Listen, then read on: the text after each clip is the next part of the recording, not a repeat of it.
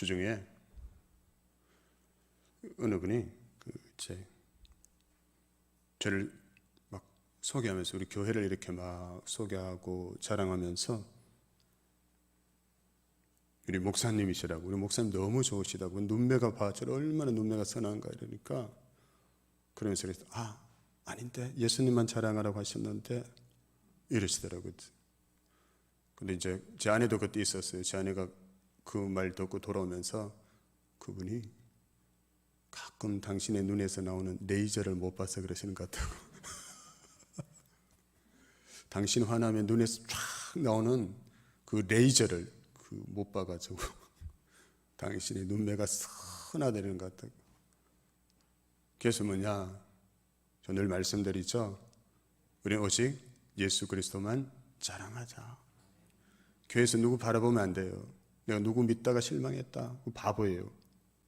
어리석은 자기 어리석음을 인정하는 거예요. 예수님 뭐라고 하셨습니까? 믿음이 온전케 하시는 예수 그리스도만 바라보라고 성경에서 말씀하시자는 거죠. 그래서 늘 우리는 믿음의 주여 온전케 하시는 예수 그리스도만 바라봐야 하고요. 우리 교회 자랑도 예수 그리스도가 되어야 한다. 절대 목사 자랑하지 마세요. 목사 좀 인기 없어요, 세상에서도. 예수님만 자랑해야 돼. 우리 교회 가면 예수님이 느껴지신다. 예수님의 살아계심이, 예수님의 임재와 예수님의 영광이 느껴진다. 그렇게 자랑하시기 바랍니다. 그리고 그 교회가 진짜 교회예요. 그렇죠? 사람의 영광이 아니라 주님의 영광, 주님의 임재가 느껴져야 한다. 그래서 우리는 늘 예수 그리스도를 바라봐야 되는 거예요. 사람을 인사하겠습니다. 예수님만 바라봅시다. 예수님만 바라봅시다. 절대 사람 바라보지 마세요. 여기 와서 사람 기대도 하지 마시고요. 오직 예수 그리스도. 제 눈에서 레이저 나온다고 실망도 하지 마시고. 4월에 우리 교회 주제는 다시 생명의 자리로, 다시 생명의 자리로. 오늘 주제 말씀도 요한복음 14장 6절 말씀이죠. 예수께서 이르시되 내가 곧 길이요 진리요 생명이니 나로 말미암지 않고는 아버지께로 올 자가 없느니라. 우리가 어떻게 하면 생명의 자리로 나아가서 그 그리스도의 생명을 풍성하게 누리고 전하며 살아갈 수 있을까? 두 번에 걸쳐서 살펴보겠는데 오늘은 먼저 14장 1절 말씀 가지고 믿음에 대해서 다시 믿음을 한번 우리가 생각해 보고요. 다음 주에는 아버지의 집 천국에 대해서 함께 우리가 말씀을 나누며 생각해 보겠습니다. 오늘 다시 생명의 자리로 첫 번째 믿음입니다. 믿음.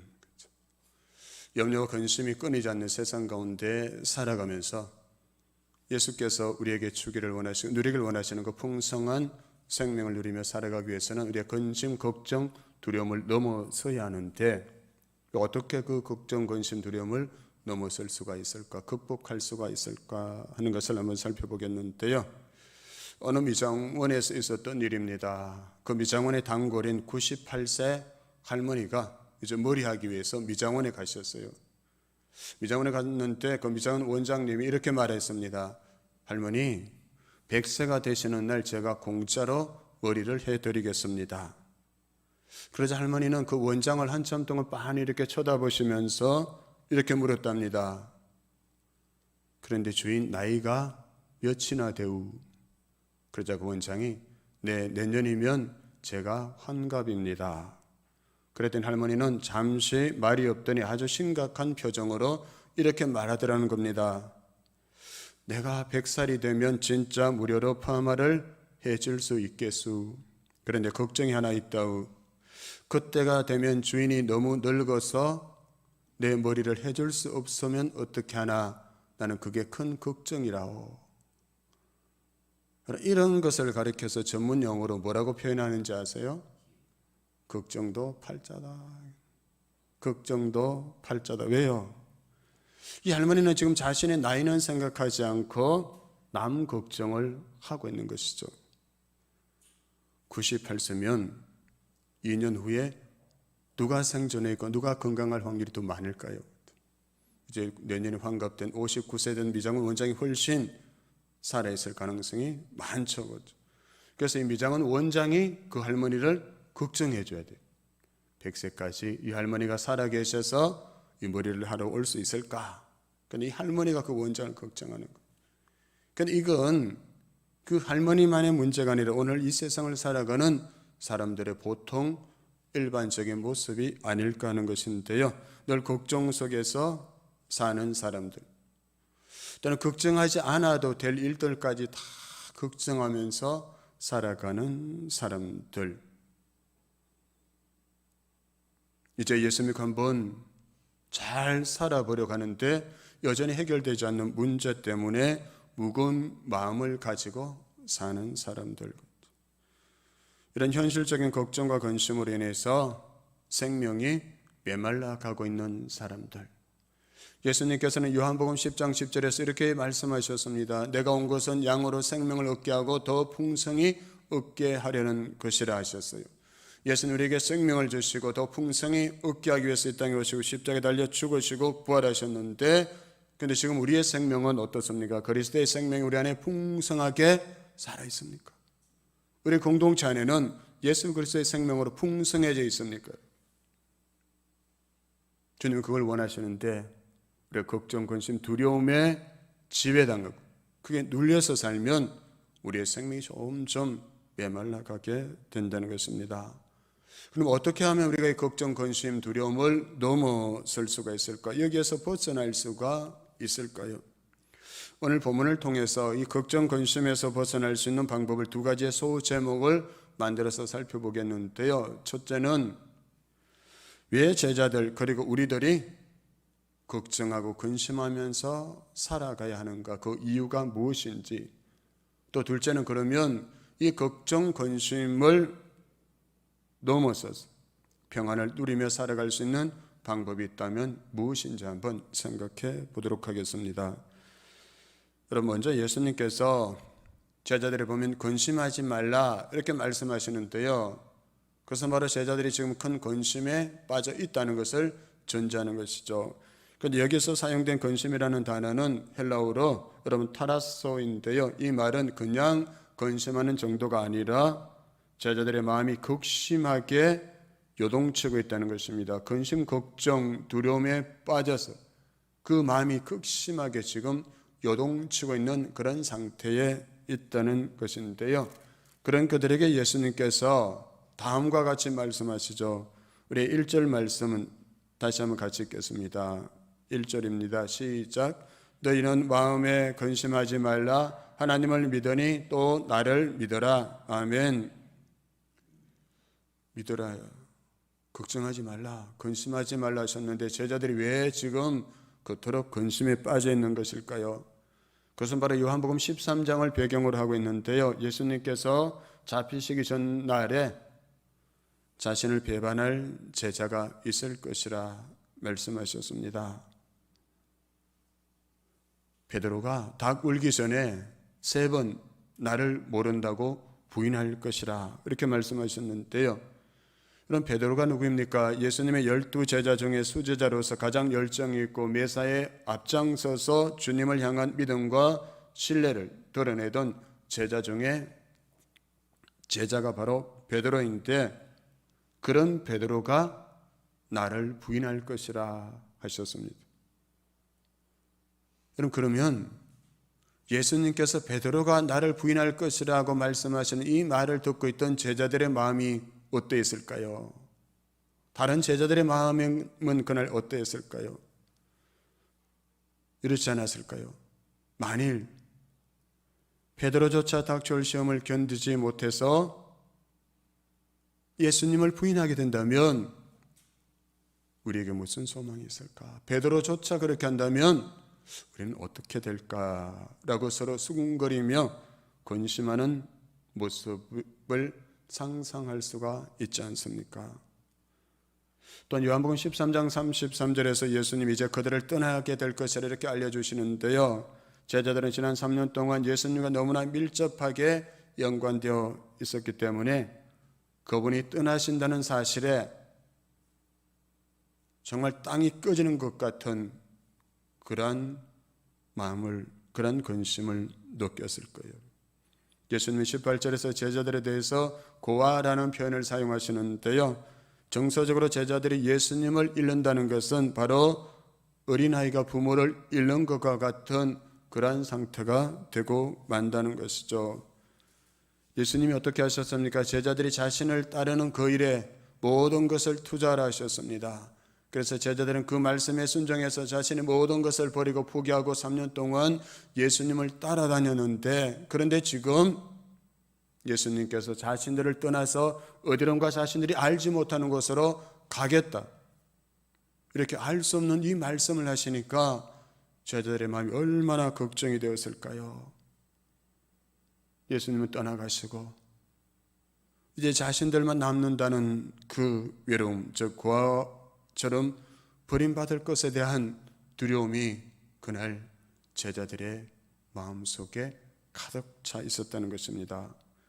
오늘 본문은 바로 이런 배경에서 예수님께서 주시는 말씀인데요, 예수님은 그런 제자들의 마음을 너무나 잘 아시고 그들을 위로하며 말씀하십니다. 바로 너희는 마음에 근심하지 말라, 하나님을 믿으니 또 나를 믿어라 하십니다.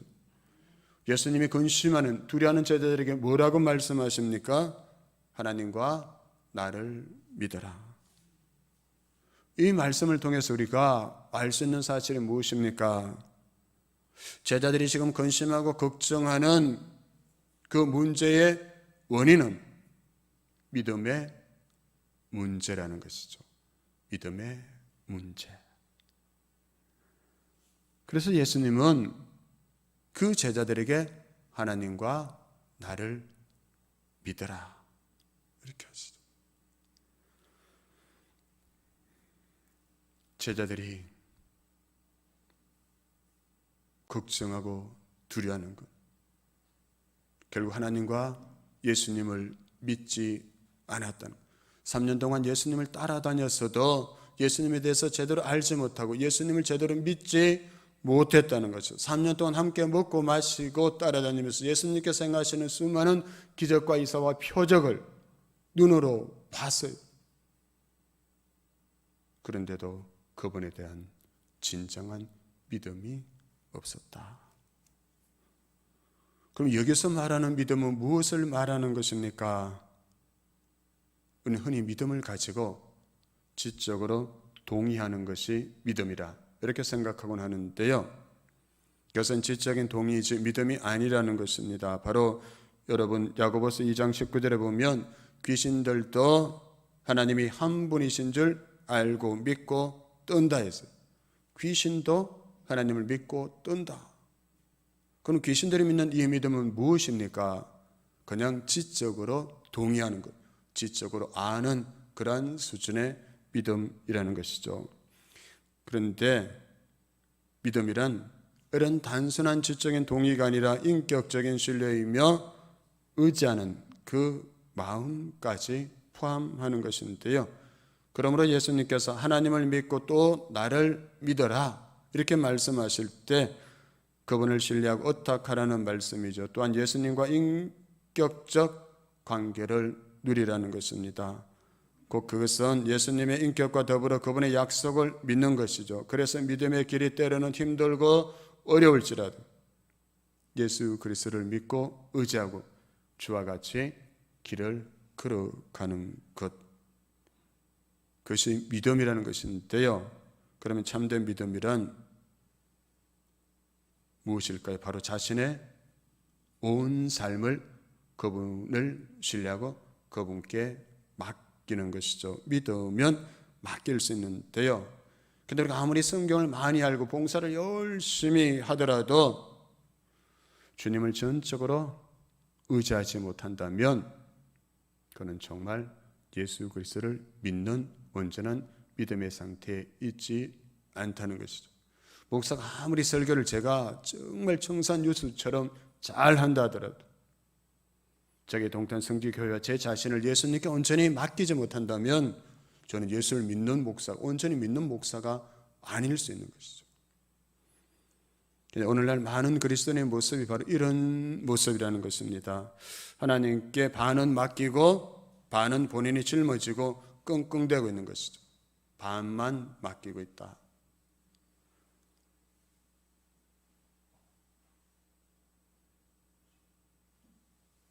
근데 믿음이란 말은 온전히 맡기는 것인데요. 여러분, 여기서 맡긴다는 말은 히브리어로 꼴인데, 이 말은 책임이나 의무를 위탁하다, 불필요한 것을 벗어버리다라는 그런 의미인데요. 주님께서 내 삶을 정말 주관하여 주신다는 그 사실을 믿는다면 우리는 우리의 모든 것을 주님께 맡기고 위임하고 우리의 걱정과 근심, 두려움을 벗어버릴 수가 있다는 것인데요. 그럼 과연 나는 어떤 상태에 있는가 하는 것이죠. 주님을 정말 신뢰한다면 그렇게 된다는데요. 근데 신기한 것은 맡기면 더 잘 돼요. 진짜요. 제가 얼마 살지 못해 이제 한 57년 조금 될까 말까 살았는데요. 결론은 그렇더라고요. 제 자신도, 자식도, 가정도, 교회도 주님께 맡길 때 더 잘 되게 하시더라고요. 제가 짊어지고 끙끙대며 제가 지고 갈 때보다 그분께 맡기고 나갈 때 훨씬 잘 되게 하시더라. 성경에서도 그렇게 말씀하고 있어요, 여러분. 시편 55편 22절 보면 표준 세번역입니다. 너희의 짐을 주님께 맡겨라. 주님이 너희를 붙들어 주실 것이니 주님은 어려운 사람이 망하도록 영영 그대로 버려두지 않으신다. 아멘. 주님께 맡겨라는 것이죠. 맡기면 주님 우리를 붙들어 주시고, 주님은 주님께 맡기는 자, 그러한 사람을 영영 그렇게 버려두지 않으신다. 근데 우리는 한번 맡겼다가 잘 되지 않을 것 같아 또 회수해오고, 그렇죠? 잠깐 보관하는 거죠. 맡기는 게 아니고. 주님 맡기라 하셨어요.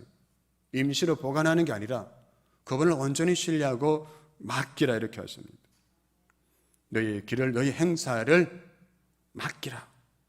그 찬송가에도 나오잖아요, 그렇죠? 무거운 짐을 나 홀로 지고 견디다 못해 쓰러질 때 불쌍히 여겨 구원해 줄리 은혜의 주님 오직 예수. 할렐루야. 아멘. 예수님밖에 없어요. 수고하고 무거운 짐진 자들아 다 내게로 오라. 내가 너희를 쉬게 하리라. 맡기지 못하는 거, 쉼이 없는 거, 안식이 없는 거. 근데 주님이 참 감사한 것은요, 제가 이 찬송 가사를 대비해서 한번 저를 생각해 봤어요. 제가 제 아들이나 딸에게 야, 그거 아빠가 책임질 테니까 아빠에게 맡겨. 근데 안 맡겼어요. 또 권면해요. 맡겨. 여러 번 권면했어요. 근데 맡기잖아요. 그러다가 꽉 넘어져가 실패하면 보통의 사람은 뭐라 합니까?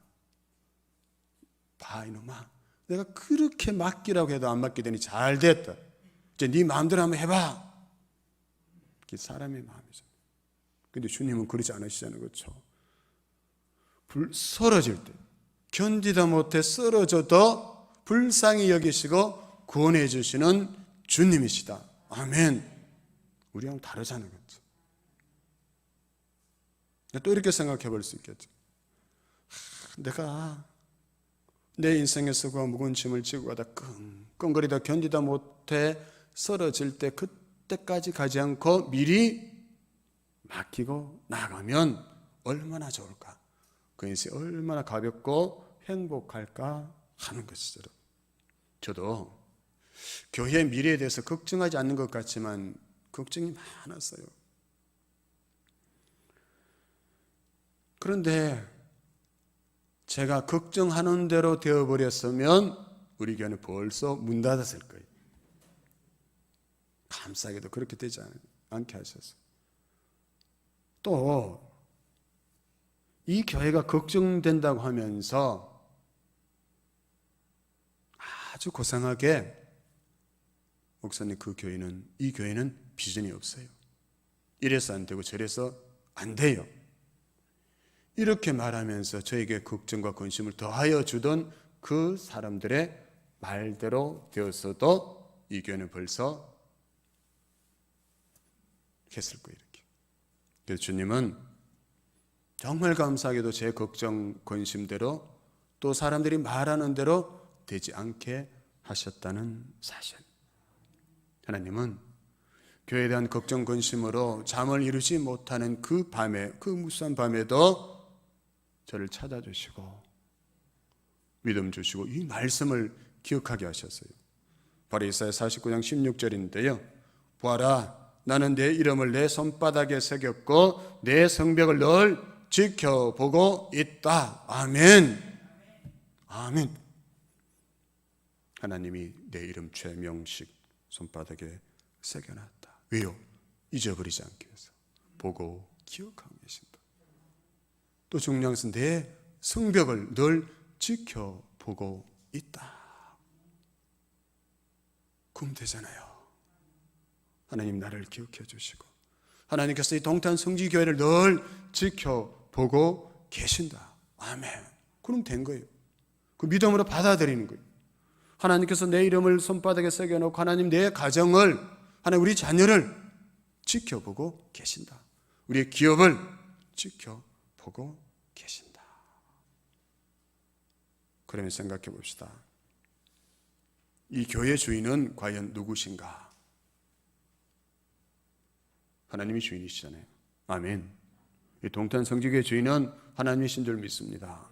그러면 여러분, 주인이신 하나님이 이 교회에 대해서 더 많이 생각하실까요? 종인 제가, 여러분이 교회에 대해서 더 많이 걱정하고 생각하실까요?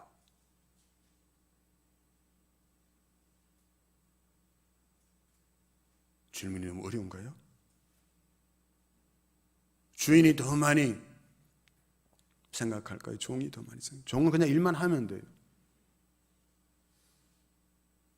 이 교회 주인이신 하나님이 이 동탄 성지교회에 대한 생각이, 계획이 더 많으시다.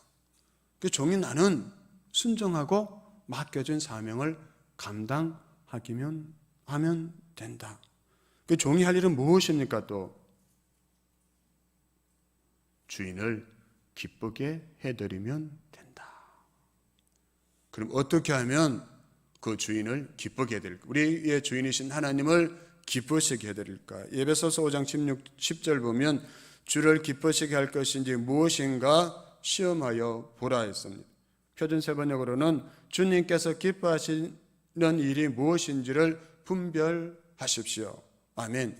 그래서 우리 교회 안에서 주님이 기뻐하시는 일이 무엇인지를 잘 분별하면서 그 일을 행하면 된다. 걱정하고 근심하고 두려워하는 것이 아니라 이 교회 주인이신 주님이 기뻐하시는 일이 과연 무엇일까? 그걸 생각하고 그걸 하는 거예요. 그런데 요한복음 6장 29절 보면 예수님께서 이렇게 말씀하십니다. 하나님께서 보내신 일을 믿는 것이 곧 하나님의 일이다. 아멘. 우리 생각과 다르죠. 우리는 뭔가 다른 일을 하는 거 막 일하는 게 이게 곧 하나님의 일, 그것만 하나님의 일이라 생각하는. 그런데 예수님은 하나님이 보내신 예수 그리스도를 믿는 것, 그것이 하나님의 일이다 하셨어요. 그래서 물론 일도 해야 되지만 순서를 바로 잡아야 된다. 예수님을 믿는 것을 먼저 해야 한다. 그래야 하나님이 기뻐하시는 일을 할 수 있게 된다는 것이죠. 그래서 예수를 잘 믿는 것, 그것이 하나님을 기쁘시게 하는 일이고, 예수 잘 믿는 사람들이 있는 곳을 하나님이 기뻐하시고 그것을 복되고 형통하게 하신다. 아멘. 그래서 제 아버님도 생전에 이런 비밀을 어떻게 하셨는지 목사인 저에게 이렇게 말씀하시곤 했어요. 교인들에게 헌금 강요하지 말고 제 목사가 예수 잘 믿어라.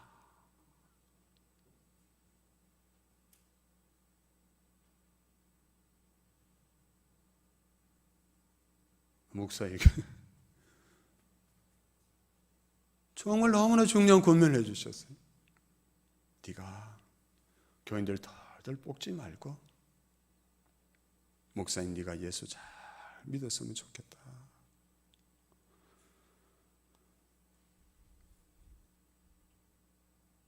왜요? 예수 잘 믿으면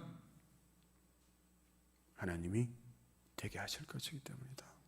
제 아버지는 그 사실을, 그 비밀을 알고 계셨던 거예요.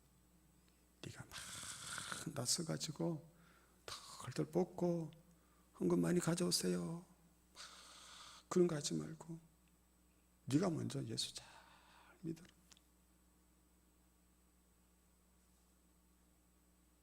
여러분, 예수 잘 믿읍시다. 우리 예수 잘 믿읍시다. 우리 예수님께서 그렇게 약속하시잖아요. 하나님을 믿고 나를 믿어. 그러면 돼. 내가 다 책임질게. 이렇게 말씀하시는 거예요.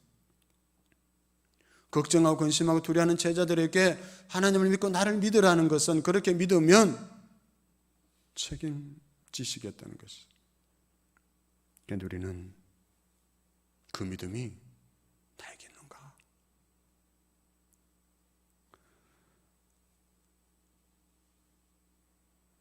오늘도 살아계시는 하나님 부활의 주님을 만난 사람은 걱정, 근심, 두려움에서 해방될 수 있습니다. 여러분, 그럼 여러분의 하나님은 어떤 하나님이십니까? 여러분, 우리가 어떤 하나님을 믿느냐에 따라서 우리의 삶의 질이 달라지게 되는데요, 작은 하나님을 믿는 사람은 삶이 작아지는 거예요. 작은 하나님을 믿는 사람, 어떤 사람일까요? 맨날 교회에서 예배 드려도 뭔 기적이 일어나겠나? 뭐 교회 다닌다고 별일이 있겠나? 예수 믿는다고 뭐가 달라지겠나? 예배 드리면서도 이런 생각을 하고 있다면 어떻게 기적, 별일이 일어날 수가 있을까요? 이런 사람에게 기적이 일어난다면 진짜 기적이, 이건 진짜 기적 같은 일이에요. 아니나 이렇게 하면 내가 믿는 하나님이 어떤 분이신가? 여러분, 우리가 믿는 하나님은 이 우주 만물을 창조하신 창조주 하나님이신 줄 믿습니다. 그분이 내 인생을 선하게 이끌어 가실 줄로 믿고 믿음으로 맡길 때 기적 같은 놀라운 일은 오늘도 일어날 줄로 믿습니다. 여러분, 지난 금요일에 제가 어느 지방에서 목회하시는 가는 목사님의 설교를 우연히 듣게 됐어요. 그런데 정말 하나님께서 그 목사님의 설교, 예화를 통해서 저는 저를 향한 하나님의 음성을 들을 수가 있었습니다. 이런 내용이었습니다. 그 목사님이 미국의 프린스턴 신학교에서 로버트 윌슨이라는 유명한 교수님으로부터 강의를 들을 수 있는 기회가 생겼는데요, 일생에 잊을 수 없는 명강의를 그날 듣게 되었다고 했습니다. 그 교수님 이런 얘기를 하셨다는데요, 프린스턴 신학교에 사르는 그 신학교 졸업한 목사 중에 한 분을 초청해서 설교를 듣게 됐대요. 채플실에 이제 그 후배 신학생들하고 교수님들이 쫙 앉아 계시는데 거기서 그 목사님이 이제 앞으로 나와서 설교를 하는데 뭐라고 설교를 하냐면 이렇게 했답니다. 아이고, 저 같은 사람을 오늘 설교할 수 있게 해주셔서 너무 감사합니다. 저는 저 시골에서 아주 조그만한 교회를 목회하는 아주 보잘것없는 목사입니다. 그러면서 자기 신세 한탄을 하더라는 겁니다. 저는 아무것도 내세울 만한 것도 없고요, 저는 부족합니다. 그저 하루하루 그럭저럭 감사하면서 살고요, 저는 큰 욕심도 없고 그저 그렇습니다. 저도 가끔 그 말 하는데 우리 교회는 그냥 조그만 교회예요 그러는데, 그 목사님이 그렇게 저 시골에 조그만 교회에 있고 나는 그냥 보잘것없는 목사예요. 근데 그 목사님이 설교를 하고 이제 강단에서 내려오자 로버트 윌슨 이 박사님이 그 목사를 앞에 딱 세워놓고 뭐라고 말하느냐 하면 이렇게 말했답니다. 자네의 하나님은 너무나 작다. 이제 나는 더 이상 자네의 설교를 듣지 않겠다. 나는 이제 자네를 통해서 하나님이 놀라운 일을 행하셨다는 그 소식을 들을 거라고 더 이상 나는 기대하지 않겠다. 자네 하나님은 너무나 작다. 나는 이제 자네를 통해서, 자네 같은 목사를 통해서 하나님께서 놀라운 일을 행하실 것이라 기대하지 않겠다. 이 너무나 작은 하나님을 믿고 있으니까. 그랬더니 그 목사님이 충격을 받았다는, 엄청난 충격을 받았다는 거예요. 저도 충격받았어요.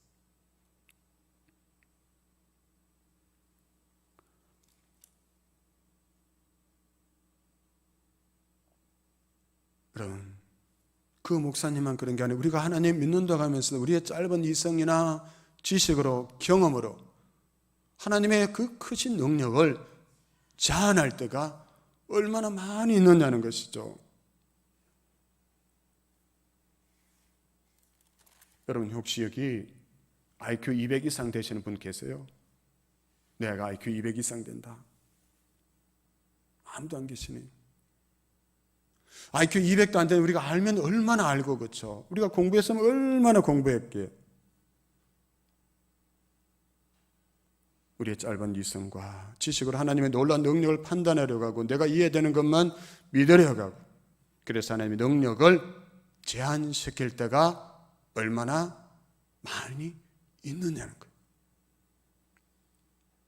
여러분, 그렇게 하니까 우리 삶에 기적이 일어나지 않는 거예요. 놀라운 일이 일어나지 않는 거예요. 우리 삶에 어떤 변화가 일어나지 않는 거예요. 왜요? 하나님의 능력을 내 스스로 제한하고 있기 때문이죠. 우주 만물을 창조하시고 오늘도 다스리고 섭리하고 운행하고 계시는 그 놀라우신 하나님을, 그 무한하신 능력을 내가 제한하고 있는 거예요. 그래서 예수 믿어도 별거 있겠나?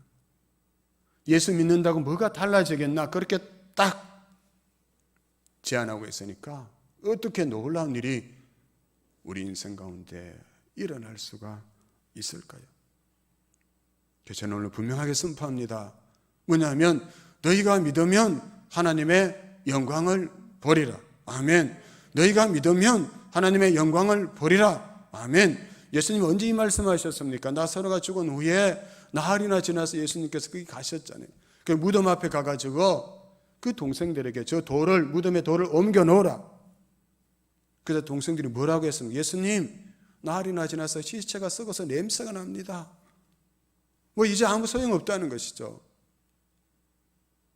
그때 예수님께서 아니다. 너희가 믿으면 영광을 보리라. 순종해서 돌을 옮겼어요. 그러자 어떤 일이 일어났어요? 예수님, 나사로야 일어나라, 나오너라. 죽은 지 날이나 지나고 썩어 냄새가 나는 그 나사로가 살아서 나오게 됐고 그 자리에 있던 사람들이 하나님의 영광을 보게 되었잖아요. 너희가 믿으면 하나님의 영광을 보리라. 아멘. 믿으면 보리라. 여러분, 그럼 우리는 걱정하지 마시고 믿어야 돼요. 의사가 불가능하다고 했는데요, 아니 하나님은 가능하다고 하신다. 은행에서는 안 된다고 하는데요, 아니 하나님은 가능하다고 하신다. 그 사람이 안 된다고 하는데요, 아니 하나님은 가능하다고 하신다. 그 사람은 돈도 있고 힘도 있는데 그 사람도 안 된다고 하는데요, 아니 하나님은 가능하다고 하신다. 왜요? 그것은 그저 그림자일 뿐이기 때문이죠. 히브리서 11장 1절에서 말씀하잖아요.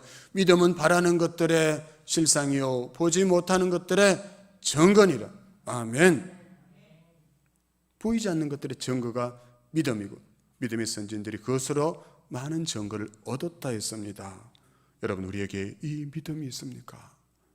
이 믿음. 보이는 것이 전부가 아니다. 보이지 않지만 하나님이 계신다. 그분은 완전하시며 그분은 전능하시며 그분은 위대하시며 그분은 지혜가 무궁하시며 그분은 지금도 살아 역사하신다는 이 믿음이 저와 여러분에게 있느냐는 것이죠. 여러분, 이 믿음이 있으면 이 믿음을 통해서 일하시는 놀라신 하나님을 경험할 수 있게 된다. 이제 여러분 묶어놓은 그 믿음을 푸십시오. 여러분 제한시켜놓은 그 하나님에 대한 그 제한을, 그 줄을 끊어내시기 바랍니다. 무한하시고 전능하시고 위대하신 하나님을 바라보며 나아갈 수 있어야 돼요. 그 하나님께서는 우리에게 말씀하십니다. 한번 띄워주실래요? 예레미야 29장 11절입니다. 그 하나님을 나에게 주시는 말씀이라 생각하고 우리 같이 한번 믿음으로 한번 우리 읽겠습니다. 나 오늘 나에게 주시는 말씀이다. 걱정, 근심, 두려움에 빠져있는 나에게 주시는 말씀으로 생각하고 같이 한번 읽겠습니다. 시작. 너희를 두고 계획하고 있는 일들은 오직 나만이 알고 있다. 내가 너희를 두고 계획하는 일은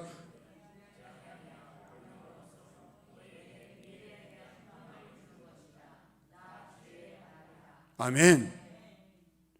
나를 향한 일은 하나님만 알고 계신다 했어요.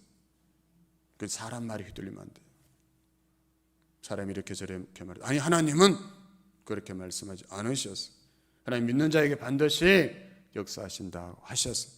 내 눈에 보이는 것은 재앙처럼 보이고 다 끝난 것 같지만 그런 하나님은 재앙이 아니고 평안이고 미래와 희망을 주는 것이라 하셨어. 이 믿음. 그 다음 이사야 41장 10절입니다. 이사야 41장 10절 말씀 같이 한번 읽겠습니다. 시작. 두려워하지 말라. 내가 너와 함께함이라. 놀라지 말라. 나는 내 하나님이 됨이라. 내가 너를 굳세게 하리라. 참으로 너를 도와주리라. 참으로 나의 오른손으로 너를 붙들리라. 아멘. 아멘. 여러분 오늘 돌아가시면서 이 말씀 여러분 마음속에 꼭 품고 돌아갔으면 좋겠어요. 그래서 이제 세상 사람 누가 뭐라고 말해도 하나님만 알고 계셔. 근데 하나님은 재앙이 아니라 평안이라 하셔서 하나님은 끝난 게 아니라 미래와 희망의 길을 열어가시는 것이라 하셔서 그 믿음이 있으면 두려워하지 않게 되겠죠. 걱정하지 않게 되겠죠. 이 믿음으로 살아계신 하나님을 경험하고 찬송하고 간성해서 우리 안에 그리스도의 생명이 더 풍성케 되는 그 은혜를 맛보고 간증할 수 있게 되기를 주님의 이름으로 축원합니다. 아멘.